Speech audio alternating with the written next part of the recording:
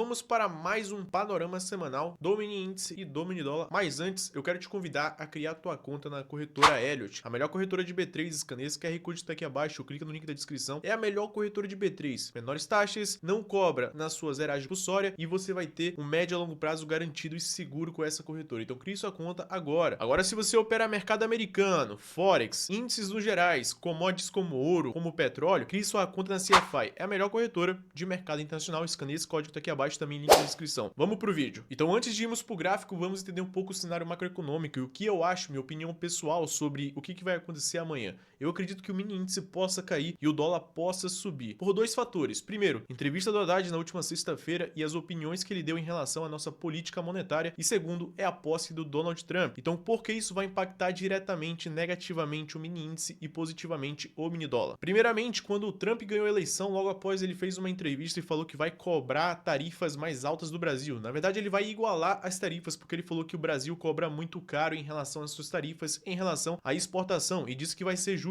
O que o Brasil cobrar, os Estados Unidos também vai cobrar na nossa economia. India charges a lot. Brazil charges a lot.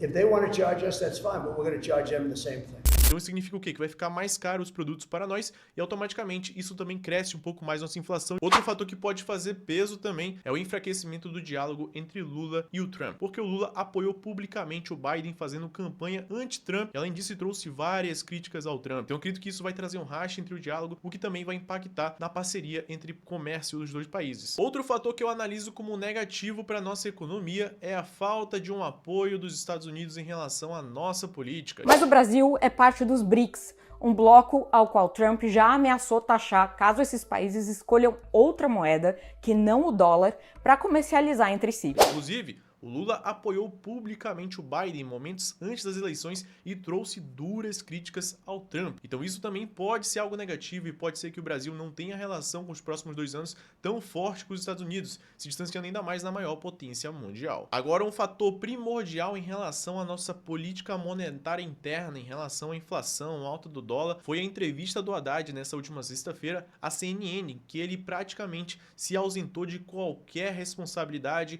em relação à nossa economia, em relação à alta do dólar, que ele disse que a culpa em relação à dívida pública é do antigo governo, em especial do Paulo Guedes, e além disso ausentou o governo e a si mesmo de qualquer responsabilidade em relação à alta do dólar. Os 70 minutos da entrevista de Fernando Haddad à CNN hoje deixaram claro que para ele o inferno são os outros. A culpa da crise do Pix é de Bolsonaro, a culpa da crescente dívida pública é de Paulo Guedes, a culpa da perda de credibilidade econômica do governo é do mercado.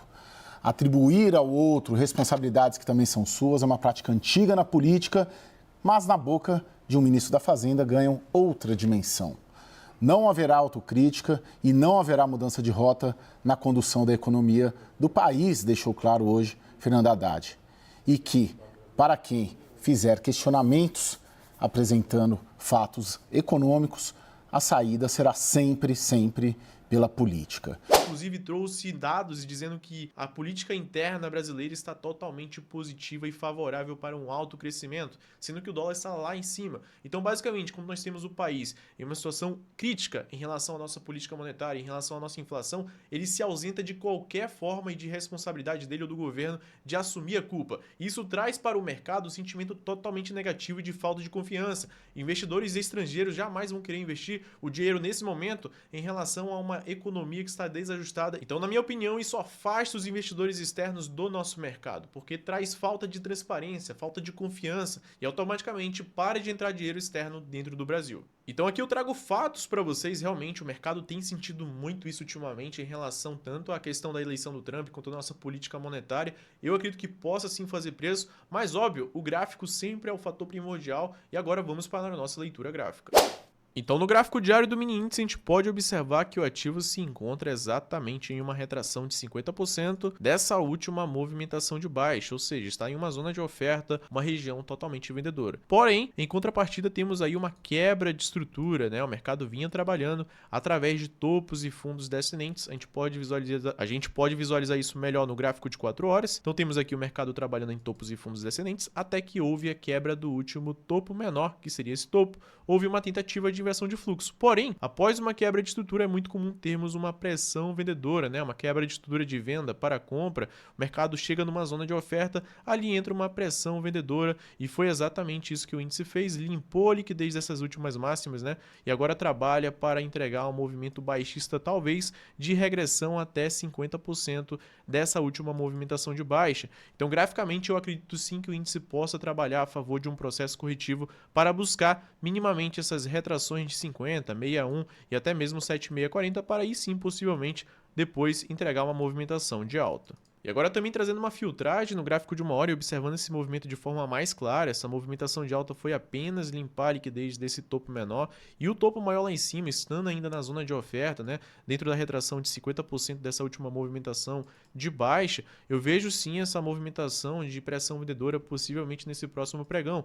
E o próximo passo que a gente pode ter aqui é visualizar se houve uma quebra de estrutura a favor dos vendedores aqui nessa região. Então, galera, reduzindo agora o tempo gráfico, vou filtrar uma quebra de estrutura com vocês no gráfico de 2 minutos e ver como se o índice abrir com gap de baixa ou até mesmo abrir com gap de alta que não supere esse topo, ele pode na segunda-feira entregar uma baita movimentação de baixa. Por quê? Porque a gente teve essa quebra de estrutura do último fundo do pregão de sexta-feira.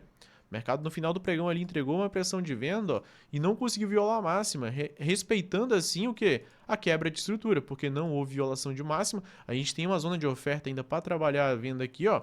Então toda essa região aqui do índice é uma região que pode entregar uma baita movimentação de venda. Por quê? Porque seria uma movimentação a favor dessa quebra de estrutura. Então o mercado pode fazer isso.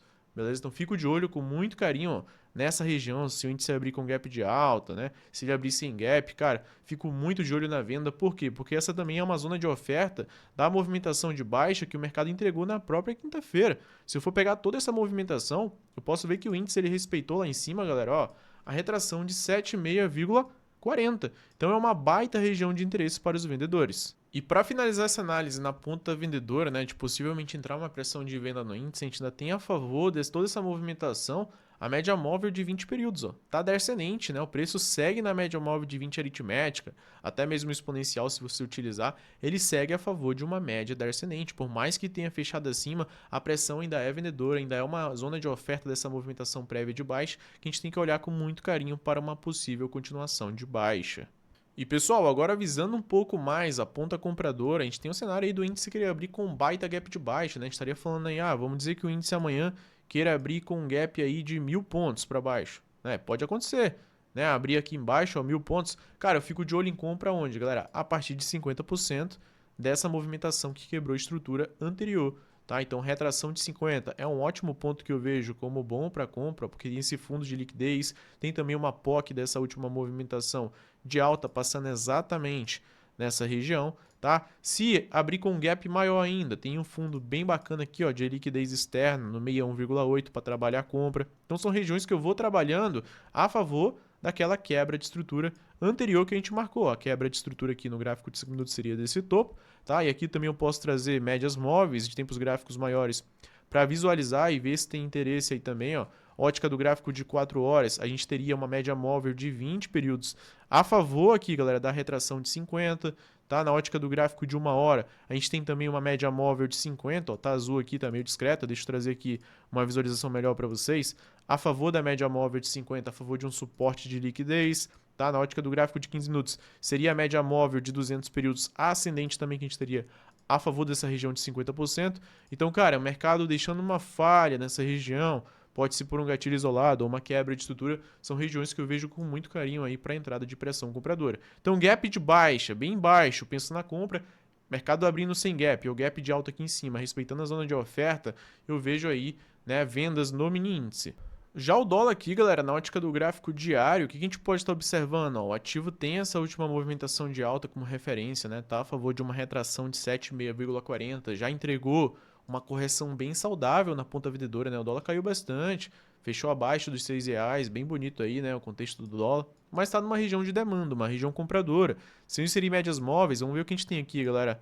Ó, tem uma média móvel de 50, galera, apoiando aí na ótica do gráfico diário dólar. Então tá a favor de uma média móvel de 50 períodos, ó, bem ascendente, tá? Uma média forte, pode gerar assim uma pressão de compra. A gente pode observar aqui também no dólar, na ótica do gráfico diário, que o ativo quebrou a estrutura na ponta vendedora, invertendo o fluxo de compra para venda. Então a gente entende também que após uma quebra de estrutura, a gente tem alta probabilidade de entrar o que, galera? Pressão compradora. Então a gente pode ter essa movimentação de correção dessa movimentação que quebrou a estrutura, ó, até 50%. Então aqui eu trabalho uma retração de FIBO dessa movimentação de baixa que quebrou a estrutura. Então seria natural uma movimentação de alta do dólar também graficamente até 50% dessa movimentação. Observando agora a ótica do gráfico de 4 horas do dólar, a gente pode ver que o ativo está na cara da média móvel de 20 períodos. De fato, é uma média forte, porém o ativo já limpou liquidez nessa região, ó, daquele fundo está no 7640. Então não vejo muito valor nessa média móvel de 20, tá? Eu não vou considerá-la para não comprar o dólar na segunda-feira, tá? Então eu vejo sim com bons olhos o dólar trabalhando nessa movimentação de alta. Na ótica do gráfico de 4 horas, ó, já está com a 9 a 20 por baixo do preço. Na ótica do gráfico de 5 minutos também visualizei aqui, turma, ó, uma quebra de estrutura micro. Se eu tirar as médias para observar melhor com vocês, eu posso ver que o dólar no pregão aí de sexta-feira, ele quebrou a estrutura, ó. Olha que interessante, quebrou a estrutura desse último topo, já deixou regressão na própria sexta-feira, entregou movimentação de alta, então a gente pode ter a continuação dessa quebra de estrutura para o mercado ir buscar lá, ó, 50% macro, tá? Agora, galera, se o dólar abrir com um gapzão de alta, 1% de alta, por exemplo, querer começar a falhar, deixar quebra de estrutura, eu vou trabalhar o quê? Ó? Vou trabalhar uma POC de toda essa movimentação de baixa. Então tem uma POC, galera, exatamente lá na retração de 50. Então a partir de 50%, se o mercado quebrar a estrutura no dólar, eu fico de olho na venda, marco o POC aqui, tem a retração de 50, tem esse topo de liquidez, tem topos menores, tem o 61,8 também, ó, outro topo bem bonito de liquidez, pontos que eu fico de olho para uma quebra de estrutura. Então junto com essa região, se eu pôr no gráfico de 4 horas, se for buscar aqui alguma média móvel a favor dessa movimentação de baixa, né, se o dólar abrir com super gap, eu tenho ali, ó, média móvel de 50 da ascendente na ótica do gráfico de 4 horas, deixa eu colocar 29 aqui também. Ótica do 1 hora, galera, tem uma 200 lá na retração de 50 também para servir como resistência. Ótica do gráfico diário, a 20 está por cima do preço já também, pode ser um ponto de resistência. Ótica do gráfico de 5 minutos, de 15 minutos, perdão, não tenho nenhuma média nessa zona de oferta, mas tem médias, né, galera, do tempo gráfico maior, que são pontos de interesse para a gente ficar de olho. Então, assim, dólar abrindo com gapzão de alta, 1% de alta, 0,70 de alta, por exemplo, né, abrir muito amplo, deixar quebra de estrutura nessa zona de oferta, fico de olho na venda. Se o dólar abrir com gap de baixa, respeitando essa última quebra de estrutura, tirar as médias móveis aqui rapidão, galera. Se ele abrir respeitando essa quebra de estrutura, eu vou trabalhar o quê? Uma retração dessa última movimentação. Então, eu tenho 50% como ponto de interesse. Tenho também o 61,8, fundos de liquidez também para buscar compra. Vou ter aí Fibogap. Posso trabalhar também uma POC de toda essa movimentação de alta anterior. Olha onde eu vou ter a POC lá, galera. Bem na retração de 61,8. Outro ponto de interesse aí para eu ficar de olho. Por quê? Porque tem uma POC apoiando essa região também. Então, galera, esse foi o pré-mercado, né? Um panorama, na verdade, semanal, que poderão ser regiões de interesse tanto para compra quanto para venda, para o dólar e para o mini índice. E vamos ver, galera, vamos ver como é que o mercado vai abrir amanhã. Tem também o cenário de correlação, tem a questão do tamanho do gap, se vai abrir com gap de alta, sem gap, gap de baixa nos ativos. Isso tudo pode impactar na nossa análise, fazer com que mude uma tomada de decisão ou que opere a favor de uma região. Então vamos esperar amanhã a abertura de mercado. Galera da sala ao vivo já vai estar por dentro comigo. Tudo pode mudar, isso é apenas uma perspectiva. Lembrando, o gráfico é mandatório. A gente só vai fazer algo no gráfico se ele de fato confirmar. Ah, leitura macroeconômica correlação. O gráfico é majoritariamente dominante em relação a qualquer outra análise. Óbvio que macroeconomia é importante? É. Ah, é importante correlação? É. Mas o gráfico é sempre a nossa primeira opção. Então é isso, pessoal. Juntar macroeconomia, correlação e gráfico é a melhor coisa que você pode fazer para ser lucrativo. Então essa é a minha análise. Espero que vocês tenham curtido esse vídeo e amanhã tamo junto na sala ao vivo, galera.